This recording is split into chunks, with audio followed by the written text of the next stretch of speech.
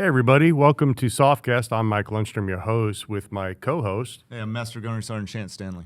And we are here at downtown Tampa still. That's why this studio may look a little different. I don't know if the background's coming through or not, but we're down here at SOF Week in Tampa, and we're interviewing guests throughout the week. And we have a very, very special couple guests with us, Command Sgt Majors JoAnn Naumann and TJ Baird, if I can call you that.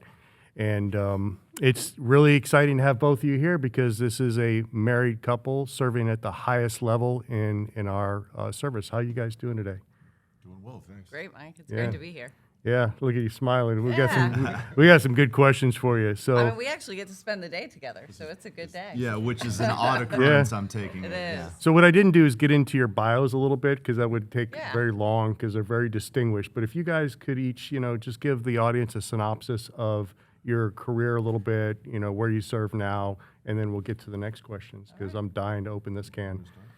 Go for the oldest guy in the room? I got you by a couple months. That's true. I forgot. You're right. This is going to be good.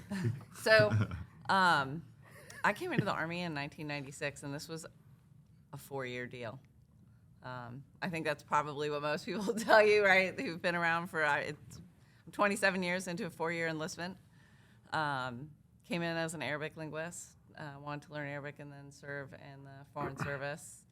Stayed in for a variety of reasons early on, mostly opportunities that the Army was offering me. But then, after 9/11, I found my way into the SOF formation and just really enjoyed the mission and what I was doing and felt like I had a purpose. And so I stayed and continued to work my way through the ranks in the SOF formation and wound up serving as the JSOC J2 Sergeant Major, the JSOC Intel Brigade Sergeant Major, Special Operations Command Korea, which I just left a little over a month ago, and I'm now the United States Army Special Operations Command Sergeant Major. That's pretty amazing. How about you, TJ? Yeah, so I came in 1992. I was 17 years old. I think one of the coolest things I did, right from the very beginning, I was the youngest person in my jump school, so I was the keeper of the wings. That was a pretty memorable moment. I think that's some of the other moments in time that actually kept me in. And like JoAnn, 4 years in, I was going to get out, go to college, make something of myself, and 30 years later, I'm still in that first 4-year contract. I think we did pretty well in the Army. So I was in the 313th in the 82nd Airborne Division. I went through an assessment selection program, stepped away from the traditional force, and served in SOCOM for 17 years of my career. I got out as a brigade sergeant major, deployed as my final deployment in Afghanistan, and then made my way over here to the National Geospatial-Intelligence Agency, where I'm the Command Sgt Enlisted Leader. It's been a phenomenal 30-year career. It's been great. Yeah, I visited the NGA building a few weeks ago, and I'm not so sure DIA recognizes how good that building is compared to theirs. Yeah. It's amazing. Amazing. It's amazing.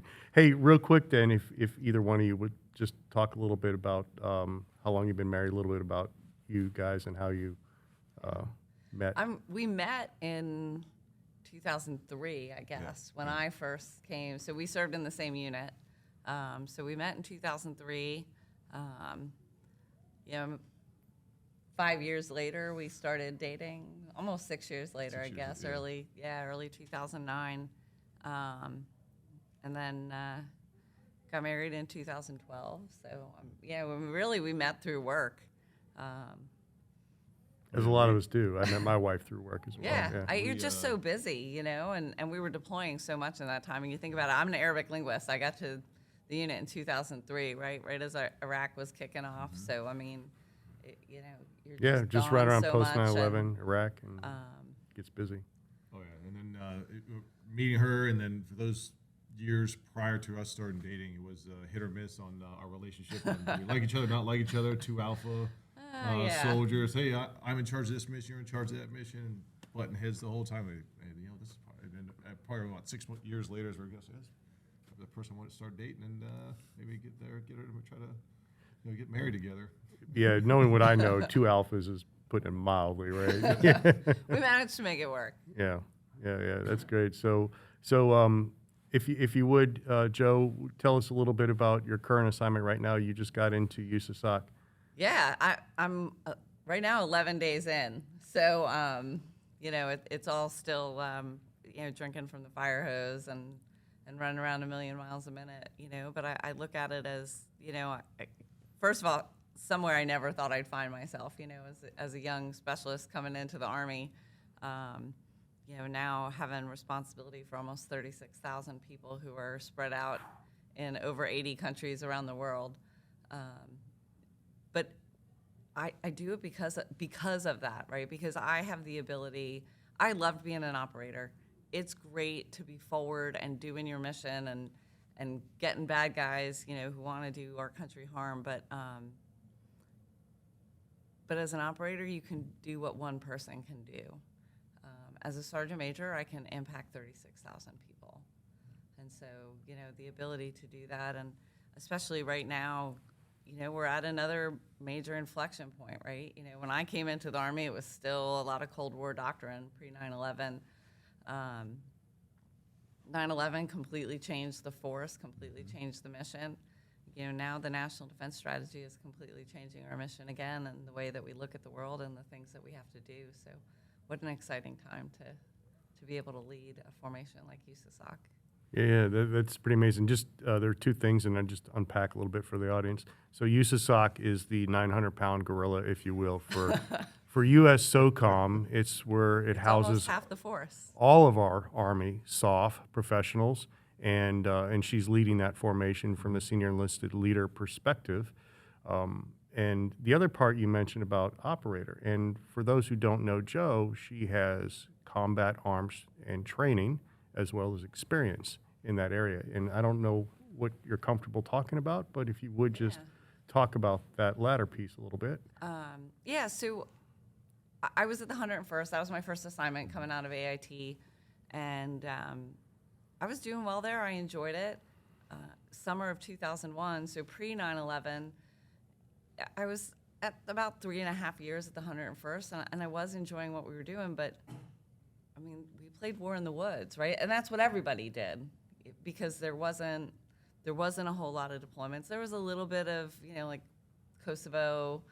I remember those days. Yeah, right? Yeah. But I mean, you weren't, when I kind of made the decision, like, oh, I'm kind of interested in staying and doing this Army thing, then I wanted to do the Army thing and not just play War in the Woods in Kentucky or a whole lot of rotations to JRTC at Fort Polk. And so, the recruiters came to Fort Campbell looking for people interested in this program that they don't tell you a whole lot about.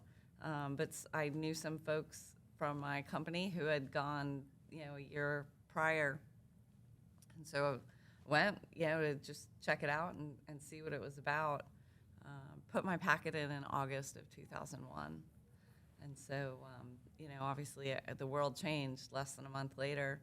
And, I got the call inviting me to come and go through the assessment selection program. Made it through that, went through the operator training course in 2002. Which is no easy task. It's a long year, but totally worth it. I mean, the opportunity to do things that I felt like were really making an impact. Not that the entire Army wasn't having an impact at that point, and obviously the 101st did deploy shortly after 9/11. But that opportunity to do something more, it's always been something that's driven me, and it's kept me coming back. So. Yeah, if you're in special operations, it's kind of like a bad girlfriend or boyfriend that keeps calling, right?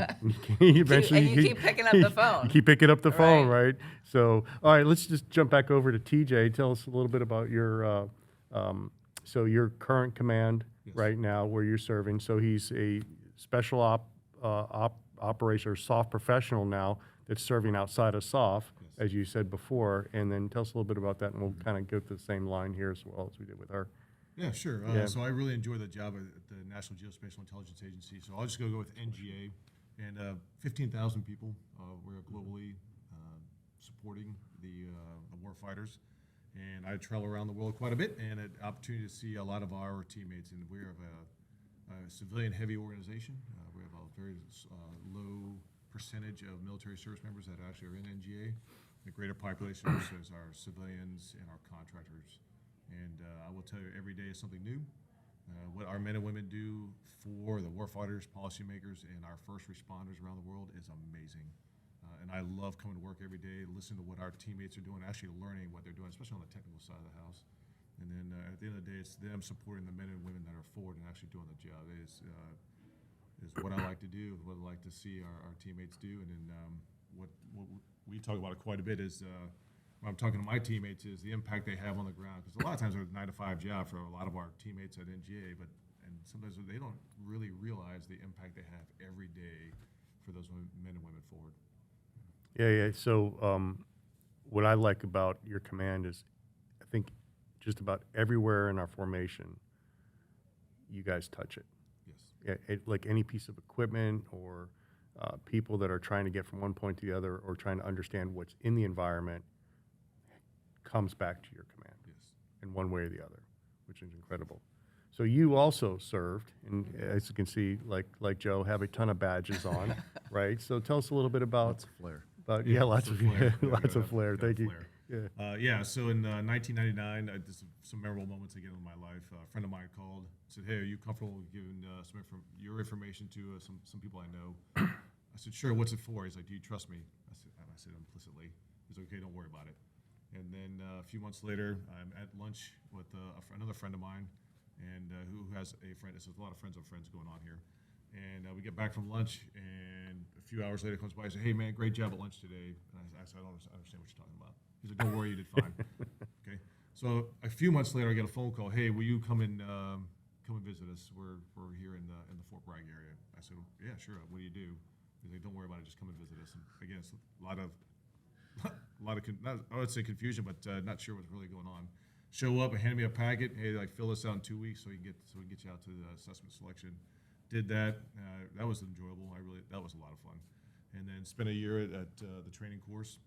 You guys didn't as know well. each other at that No, point. we didn't. So No. I actually went through in 2000, or excuse me, Yeah. 2000, and then I A finished couple years in behind him. early 2001. And I was actually deployed overseas on mission when the towers fell. I can remember that's just like everybody else, a very memorable moment. And I knew right then and there that I was not going back to that specific geographical area. And then from there, deployed to Afghanistan, Iraq, North Africa, all the other places around the world, multiple Garden times. spots. Right.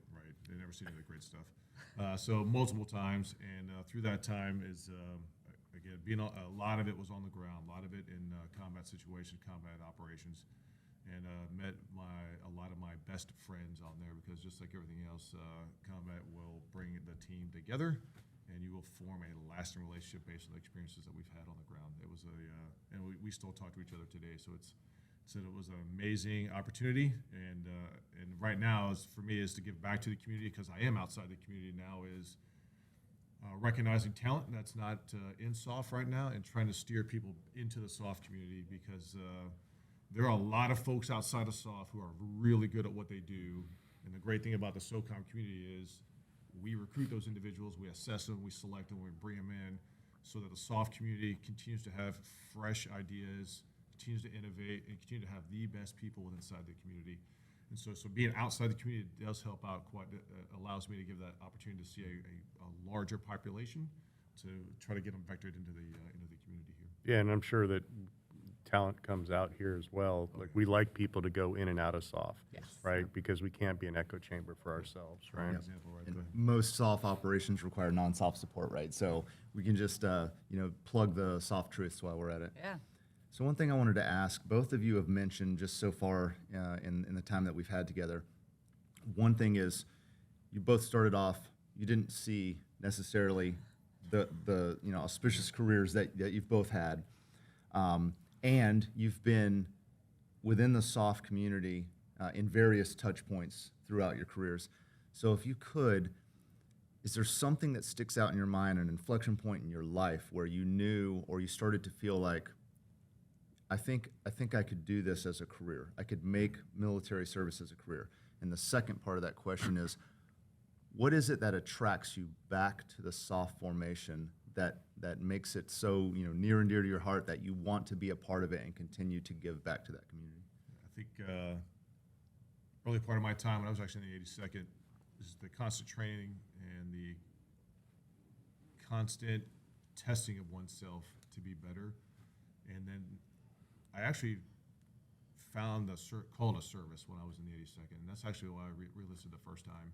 And then I remembered what my grandfather used to tell us when I was a young child was not self but others.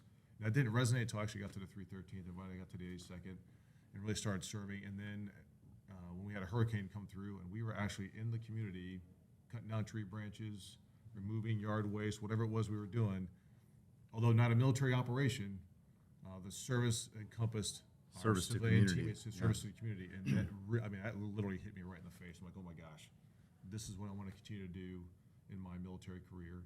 And then coming back around to the soft community, what got me into the soft community was I like to challenge things. I like to, how can we do it better?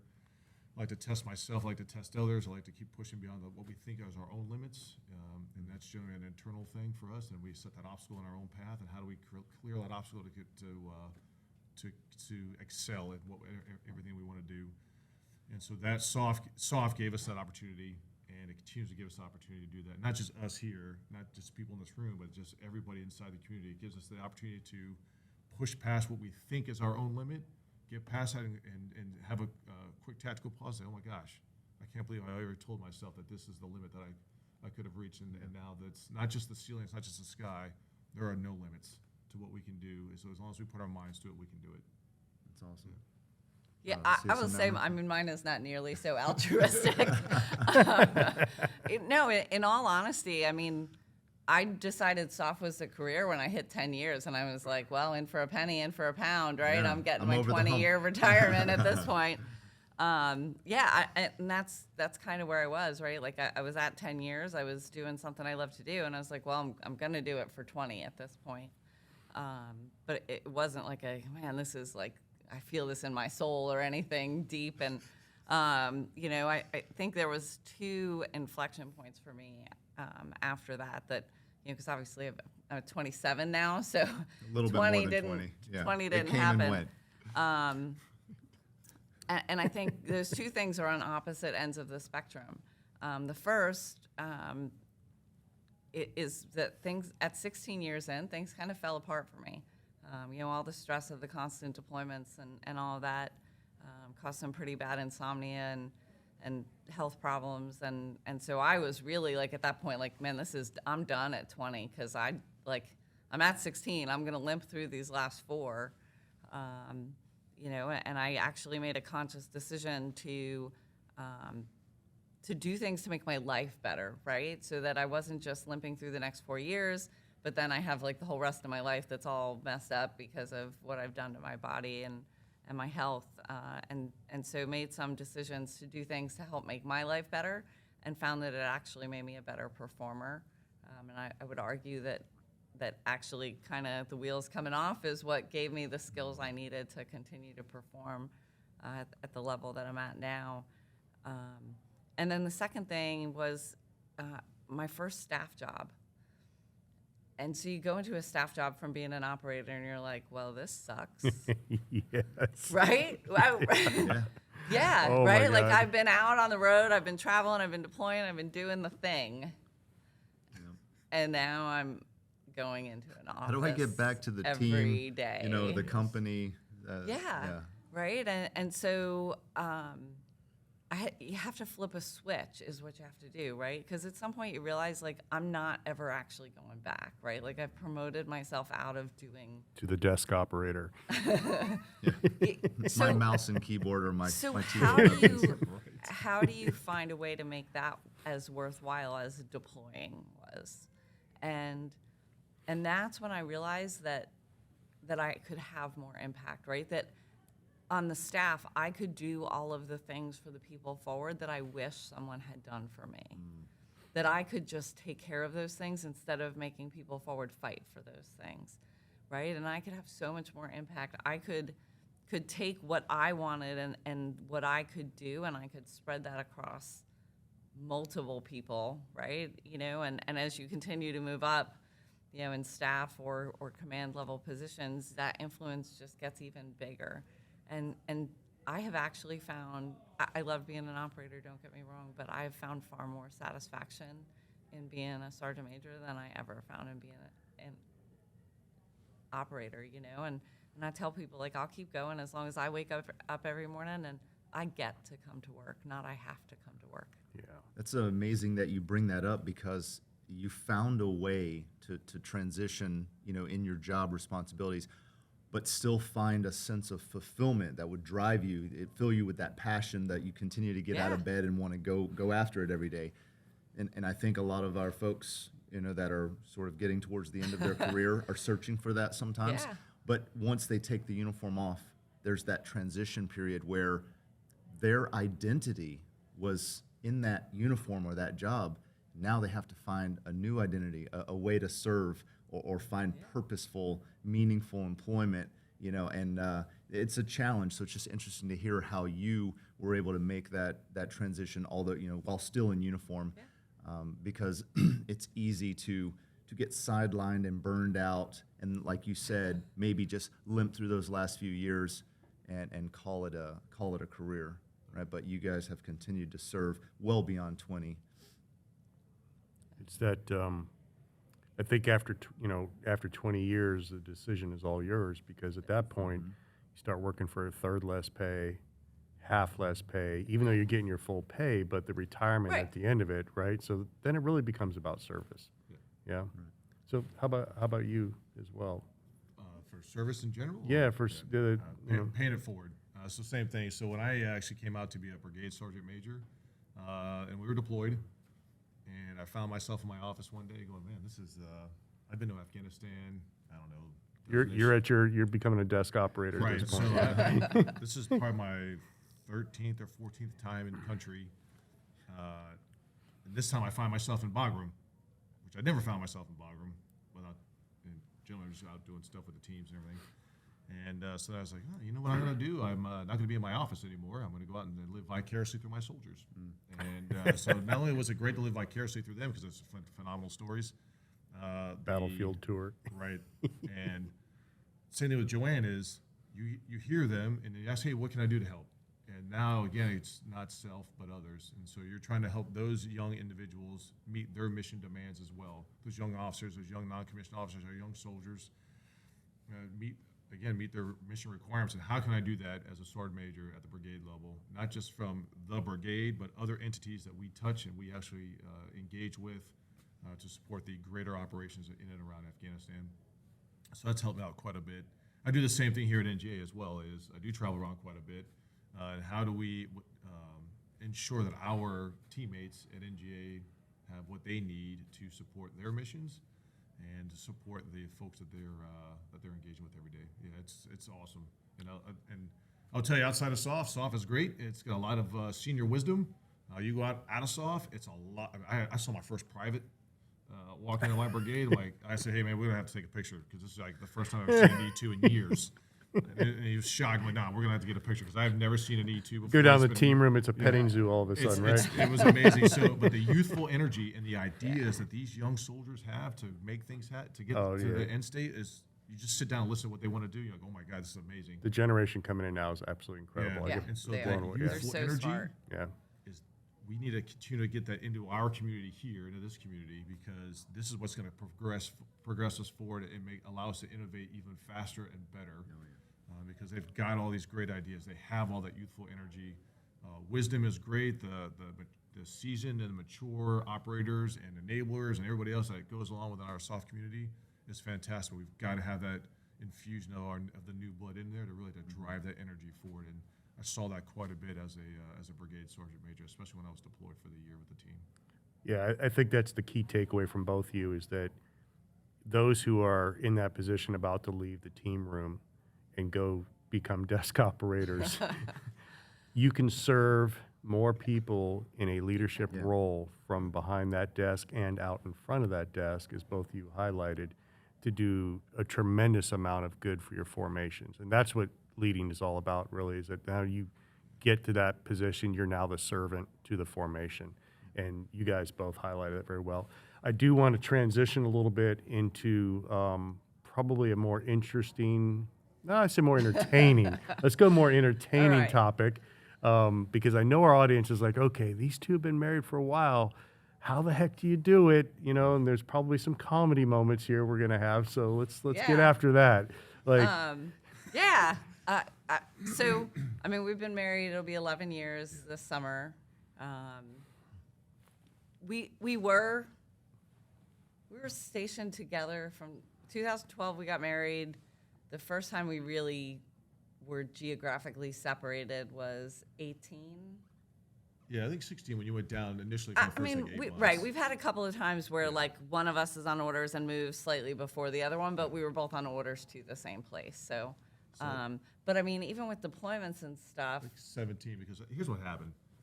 2017. here's what happened. No, seriously, it was 2017. I dropped comes her the chemistry. I dropped her Yeah. off to deploy He did. as I was PCSing out to, which is now Fort Literally Process. with his truck full of his stuff to PCS. Yeah, He and dropped then- me off and at the then- Sounds like a airport. good time. And then with our daughter in the car on our way to Texas, Yes. and we drop her off at the airport. High five at the not high five, but kind of high five at the airport there, and then continued on. And we were very fortunate. I think you were able to show up like maybe the day-ish before I actually deployed as well. So we were able to see Yeah. each other for like a night before I actually Right, deployed for a right year. before I got back from Yeah. my deployment, went to see him like for a couple of days before he deployed. But so we've not actually ever lived in the same house for a year. Because even when we were in the same place, we were deploying. So, people think I'm joking when I tell them like when we retire, we're gonna build a cabin in the woods, right? And like he says, well, I don't really need a cabin, because he likes to hunt. Yeah. I don't really need a cabin. I just So need you can be hunting camping property. outside the cabin. Huh? So, Right. so no. I need the cabin because I need to send him to the cabin sometimes. Oh, yeah, I see. Yeah. Here we, So here we I'll go. stay at home, Yeah. and Couple he weeks. just needs to go to the cabin for 2 weeks. I'm pretty excited about that. I'll buy the land, she'll buy the cabin. We're gonna be good. I mean, I think there are some pros in getting a little bit of time apart sometimes. One Oh of my them God, is yes. he is an extrovert and I am an introvert. So when I come home from work and he's already home and he's been God forbid, he's been home alone for an hour and has had no one to talk to, Bouncing off the then wall. it's like This is where I get the stray voltage text from. Right. Yes. then it's Which like are much appreciated, by the way. yeah, it can be a little bit overwhelming for the introvert who's been. Look, I love our people. Like the people are what keep me coming back, but after a day of peopling, I'm tired, Yeah. right? Yeah. I'm full of energy. And he's Yep, full of me energy. too. Yeah. So, I mean, there's some goodness in getting a little bit of time apart every now and then. But I think the biggest thing is communication, and I think we really saw that. I spent the last few years in Korea. So I would get up at 4:30 every morning, walk the dog. No matter what, it could be bitter cold outside. Even in the rain, I'd be out there in my raincoat and everything. And I would actually call her at 4:45, I guess, by the time I got out the door with the dog, and see how she's doing. That's While I'm having dinner. Yep. Right. And then in the evening when I was coming home, as I'm I was getting ready leaving the for work. parking lot, yeah, I would text her like, hey, if when you're done with the gym, let me know. I'm on my phone heading home. And she'd either call real quick or say, hey, I'm getting ready to hit the gym. We've got just a couple minutes here and there. And then just a quick hello. Yeah. Everything's going on and the way we go. So you guys have a frequency of communicating when you're do. geo-separated, Yeah, right? I mean, we talk. I mean, most of the time in the morning and the evening, Yeah. and it might be 2 minutes, right? Like it might just be Yeah. good morning, how you doing? I love you. When there's bigger things going on, and then weekends we do virtual dates. So like we'll watch the same movie and we'll text back text forth. back and forth about things going on. We'll Really? count down so that we hit start. You know what I mean? Sometimes hit Or the button a little or bit glass later. of wine, or I'll get a preview of what it was because she'll hit something. Spoiler Like, okay, here, something's coming up. And it's good. And every now and then Yeah. we'll have to pause halfway through if we're getting popcorn, this, everything else. Yeah. And then we do we do virtual workouts as well yep. on the bikes. Yeah, And, the so, Peloton. You can actually Yeah. talk to each other on the Peloton while you ride at yeah, the same You time. do a quick video chat. Just hey, how you Really? doing? Yeah. And she's like, I don't want to see your sweaty face. It's just Yeah. Yeah, so I mean, Well, you we don't just- want to go down that road here, you right? you find ways to make it work, right? You make that communication, But I think one of the things that I've talked about for a few years now, I think really probably after I went through all this stuff back, with my own health, is we talk about work-life balance in the military all the time, right? I hate the word balance because balance implies that two things are equal or level. Right. Right? And they're just not, right? Even when you're in the same place, like, I don't work an 8-hour day. And even if I did, and then I sleep for 8 hours, and you're really not getting the same amount of time together as you're putting an energy, right? Like, again, like I said, when I come home from work, I'm tired, right? I just want to eat dinner and go to bed. It's not good quality time necessarily. And so what I tell people instead is presence, right? So Yeah. like, put your phone down, right? Like, walk away, have a conversation with the people you're with. When you're with your family, be with your family, right? Make that time count for something. Yeah, be in the moment. Right. And I'll tell you that then that also allows you when you go to work to be present at work, because I know I get my time with my family or my friends or whatever it is, you know, the things that I enjoy doing. When I go to work, I can focus on work because I'm not worried about like, oh man, should I be with my family, or I have to do these, you know, I've got all these obligations. We just hit It's a focus on being present. yeah. We just hit a very interesting scenario. She's coming back from Korea. Yeah. She calls me and says, I "Hey, love Korea, by the way. I love Korea too. hey, can you pick me up from the airport and spend the week with me? We got to get our car. We got to get a few things done." So, yeah, and so hey, can you pick me up on Saturday? My first response is, I can't do it. No, because we have a daughter, and she was coming back from her spring break from Texas or from Wyoming. I said, I got to pick her up, 17-year-old at the airport that Saturday night. So I have a conundrum here. 17-year-old daughter, seasoned professional. And so Yeah, I so got a daughter that age. I right, so how do we understand, do yeah. that? And so I said, hey, Yeah. Unfortunately, you're going to have to Make my own way from the airport. make your own way from the airport down to the hotel to get you ready. And then early Sunday morning, I got He's up, right, yeah. drove on down, and then I had to say I played chauffeur for at least the first day. It was good.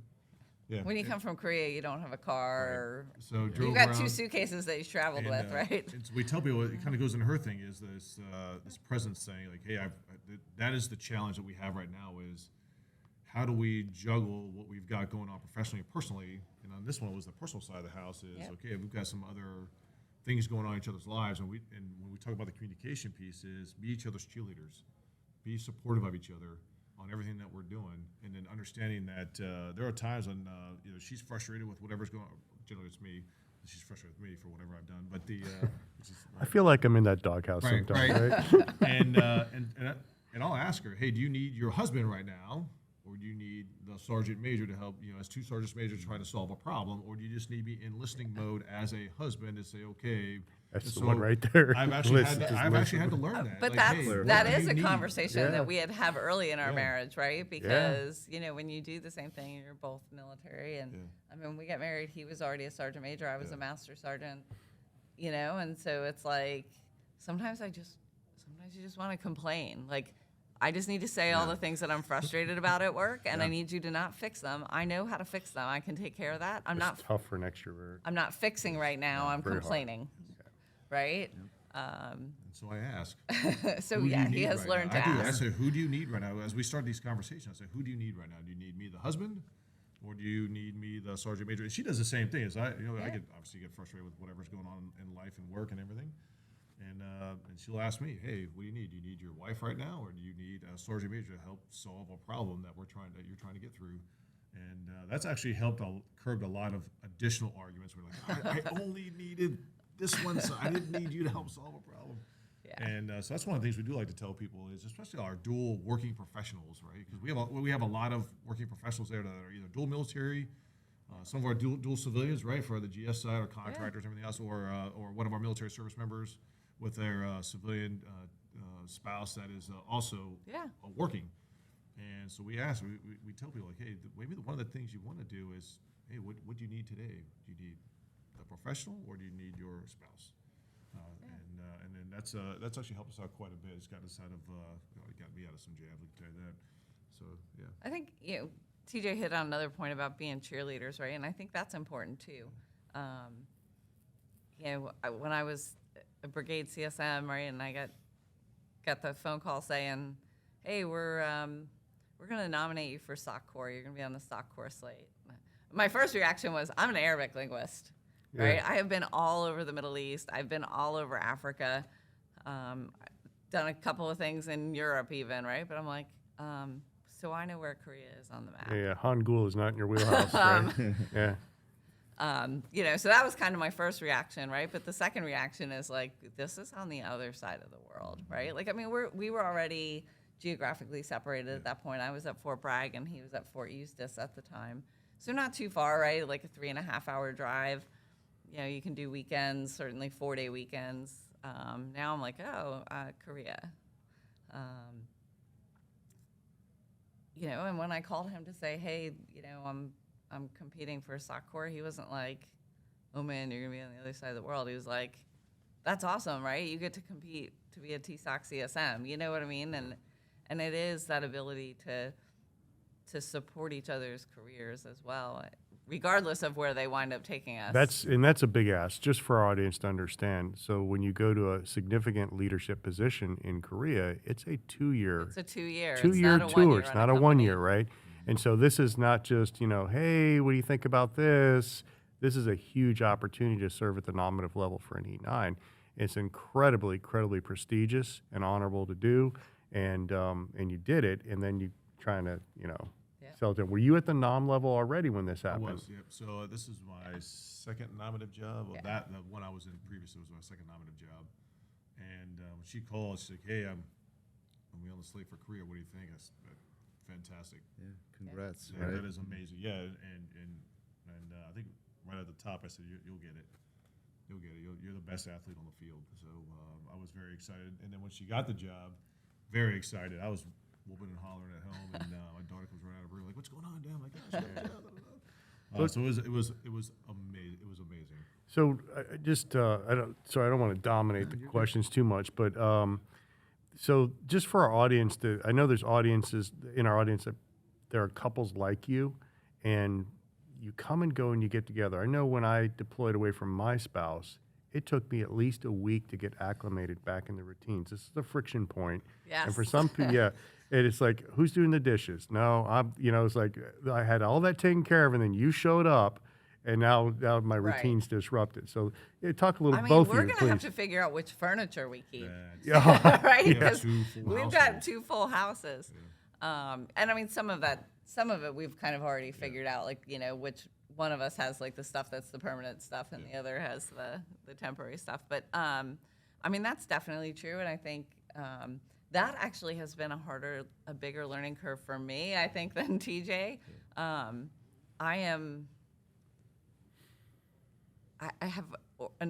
organized. I like things a certain way, right?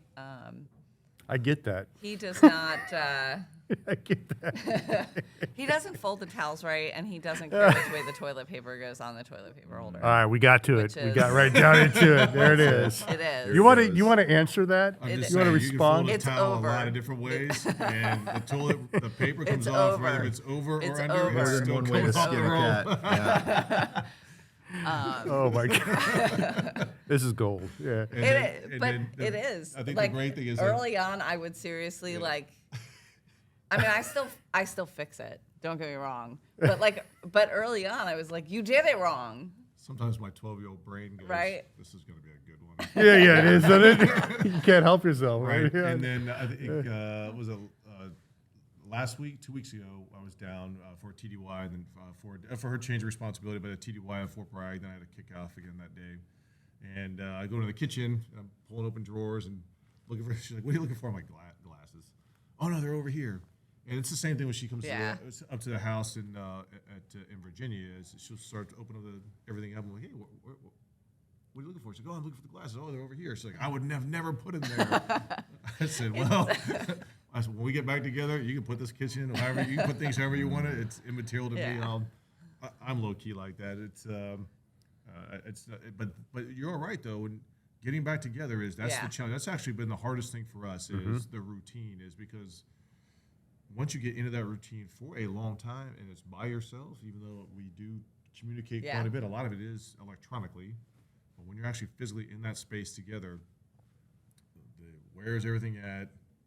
I do this at this certain time. I do this at that certain time. That's the challenge actually we had when we came back together at Fort Bragg when we both came out of. When I came out of Maryland, she was right down at Fort Bragg, and we came back together in a single household again. We had to learn each other's routines and sync them back up again, and that was, I think that was actually pretty frustrating for both of us. Probably not the first few months. Yeah, because it's- we're like, yeah. hey, I do this. I'm like, oh my god. Tremendously disruptive when the I other think, person shows up. I mean, the biggest thing is, right, like, you can get frustrated. We all get frustrated. We're human, right? But you have to be able to walk away from that, right? Like, get frustrated, say what you need to say, and then walk away from it. Like, it's not, I mean, there is a right way to put the toilet paper on, but, Just to be clear, but. I would one- venture to guess you're more like that, aren't you? Once I am. you fix it, then it's over, right? And like, how long does it really take to fix it? Like 5 seconds. I don't know. Yeah. it's not so much for me the toilet paper which way it's facing, but like the empty cardboard roll, you know. and Okay, it's that like- one. So Yeah. I agree with you. Okay, yeah, That's- we're all on the same page. Yeah, on we're all that on the one, same right? page You on gotta the empty replace it. cardboard roll. My daughter- That's the teenager. Yeah, our daughter. on That's other the hand, teenager. Right, I walk in the Yeah. room, it's coffee cups, drinks Yeah. all over the place. Like, hey, put the- We do both agree that the disaster in the teenagers' room is not necessarily. Yeah, because they change the playbook on you as a parent before you change it. Yes. Yeah. So how do you guys manage that piece right there? With our daughter. Yeah. So she's this is the first time she's actually lived with me when she was 15 years old, and she came and lived with us. She's like, oh man, it's easy now. No, not at all. Not at all. As a GeoMatch single father, and I do also travel a lot, and so we've got a huge support network in and around our area as well. So that, which is really good, and she is very independent, and she's getting ready to go to college here. She'll graduate this year, head over to college. So Oh, we're wow. really looking forward. Congratulations. Very excited for her and everything she's done in her life. And I know it's been tough for her because we are both in and out of the house. And then when she came to visit, she came to visit initially over the summer, wanted to come live with me. I said, Veronica, that's great. Problem is, we may be moving in the middle of your junior year. It was a maybe at the time, and then we actually did move in the middle of her junior year, and that was, I re-uprooted and over the Christmas holidays, so she went out to live with her mom for the Christmas holidays out there visit, and I moved the entire household up, got everything unpacked, everything, so she got back, she was In the new school. in a new school, new house, new Yeah. room, everything. Yep. And this is the first time for her in 15 years that she had to do that, because she was living down in Texas with her mom for a while, and so she got to experience a very fast military move. Because from notification to the next job was 60 days, so it was a very fast move, and so now we're stable-ish. Because I do, like I said, do move around quite a bit, and but I give her a lot of credit. She is when you talk about resiliency, when you talk about just being a stalwart kid, it has not slowed her down one bit in her studies, in her extracurricular activities. She is a very disciplined and focused child.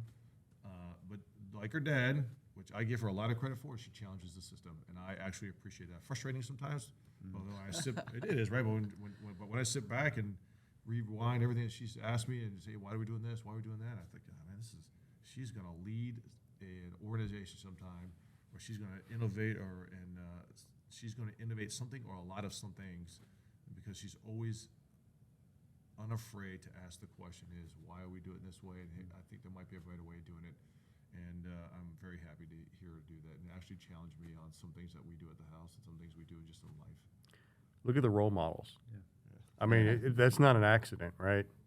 I think she's very You have lucky. to have that same perspective, obviously, just leading the formations as well, right? Because you've got a Yeah. lot of young soldiers there that ask that same question, you know, why? I wanted to ask if I could. Clearly, you guys are your, tight-knit unit and your support network, right? You lean on each other. Like you said, we're all human. Sometimes we have good days and bad days, and we all struggle. We get frustrated. So you have each other, and you have friends and family, right? But usually when I talk to any senior leader, they can always point out throughout their career senior coaches, teachers, mentors, people who stood out and made some meaningful impact and changed potentially the course of your life with their guidance. Yeah. Who are those people for you? If you want to name drop, you can, but I'm always interested to hear that, because the point I want to make is how important it is to be a role model for young people. Yeah, I mean, I have certainly had them throughout my career. I feel very fortunate that people gave me things that I didn't necessarily see as opportunities at the time, but they certainly were. I would say, more senior in my career. Initially, it was really probably DJ Blake. who Yeah, I was- know. Good, Yeah. good dude, right? You're a really good dude. So, I mean, he was my CSM in 3 consecutive assignments. So he was my CSM as a squadron CSM, as a brigade CSM, and then as the JSOC CSM, you know, and he certainly gave me things that he called opportunities that I did not. You know, he gave me some really tough jobs, but looking back, I can certainly see that, you know, he saw something I didn't see, and those tough jobs were the jobs that I needed to take to get the experience and to get the exposure that I needed to get to this place. And then I would really say, you know, even more recently, you know, Greg Smith, the last SOCOM CSL, you know, when I was up in Brigade CSM, he's the one who really pushed for, like, hey, you know, hey, Joe, we're going to compete you for a TSOC. Like, this is something you need to do. And it's not, I don't come from a traditional background. You know, the people who have had those roles in the past, don't come from that background, but, you know, Greg definitely saw that I had the potential to do it. And so I'm really Greg was grateful very to him. deliberate about helping Yeah. people develop and getting them in the right positions. And you say the background, but I'm going to argue, push Yeah. back a little bit. There's 2 sides of special operations. 100%. Okay, and one side is really left of bang, and the other side is doing things to help further national interest. And we cannot forget about those 2 sides because they're extremely important.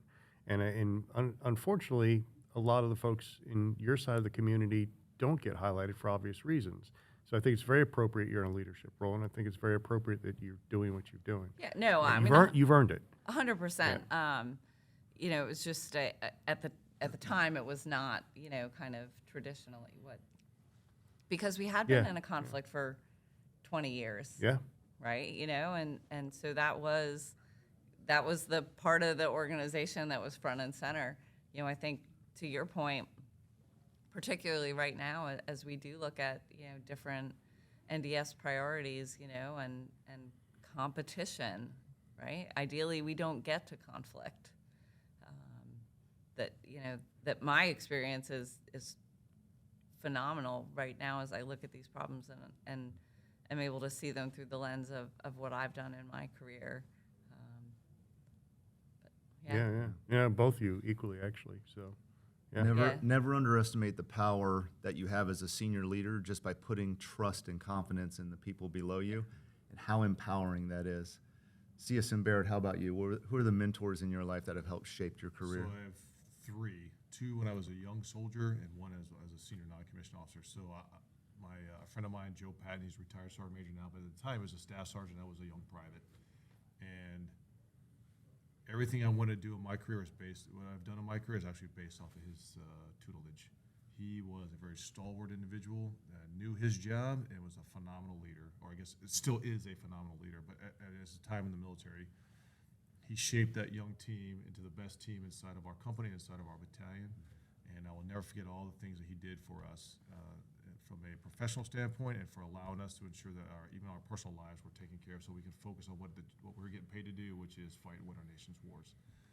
And then another friend of mine is also retired sergeant major, Bill Palmer, was my first sergeant at the time, and I was a newly minted platoon sergeant. I was late for something, made a mistake, and he actually showed mercy. And that was one of the things that I always look back on is I don't think I would have gone as far as I did without having him really understand what it is to show mercy on somebody. And I thought it was good. And I actually, for those 2 right there, I thank them quite a bit, and I thank them every day. And then my other mentor is actually, I have a identical twin brother. So he's an officer in the Army, and he is my mentor as well. He is someone I talk to also every day.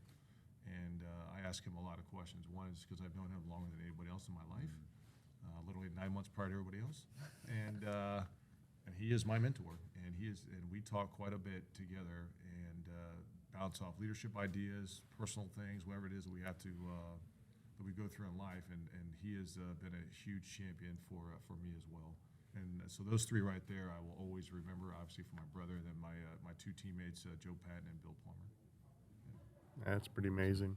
We're getting towards the end of our time here, and we're just going to hit you with the question we hit all of our guests with is, what would you like our audience to take away from this today? We could from both of you. Yeah, I would say it's all about people. I've been in the Army 30 years, and I'll continue on in this job to push me out to 32. And I've served in a variety of positions all over the world. I've done various jobs. Technically, things have changed over the years. Policies, procedures have changed over the years. From the Army of the early 90s is not the Army of today, of 2020 and beyond. And at the end of the day, though, the people remain. That is our constant. Like, we'll never take your foot off the gas when it comes to supporting our people. But when it comes to supporting our people, it's two things: lethality and survivability. That is what the battlefield cares about. It only cares about two things, those two things. And having been on the battlefield, I can tell you it cares only about those two things. So how do we train our men and women to ensure that they are the most lethal service members and get them to survive on the battlefield, wherever that battlefield takes them, whatever the domain is. That is when we talk about people, when we support them, train them, and get them ready to be lethal and to survive the battlefield. Yeah, I think, I agree. It's people. And I would go back to the soft truths, which we kind of kicked off with, right? But the first soft truth is people are more important than hardware. And that is absolutely true. We don't do anything without our people. And that's across the military, right? The best equipment in the world is just not going to replace the best people in the world ever. And so I think people just want good leadership. They want a leader who cares about them, who listens to them, who is looking out for their best interests, who is getting the things done that they need done. And so I think, the one thing that I would say, to walk away with is, as particularly as NCOs, if we've done our job, then we're replaceable. Right? And that is our job. It's not to be the best leader, it's to build the best leader. And so I think that's, what I would tell people to walk away with is your job as a leader is really to build the future better you. That's pretty awesome. Guys, thank you for being here. Ladies and gentlemen, Command Sergeant Majors TJ Baird, JoAnn Naumann, you guys have been tremendous for us on behalf of the command. General Fenton and Command Sergeant Major Shorter, thank you for being on SOFcast. Folks, if you want to hear more, see more of our SOFcast, hit us on the platform and give us a like or comment if you want to see something else. Thank you for joining us on SOFcast.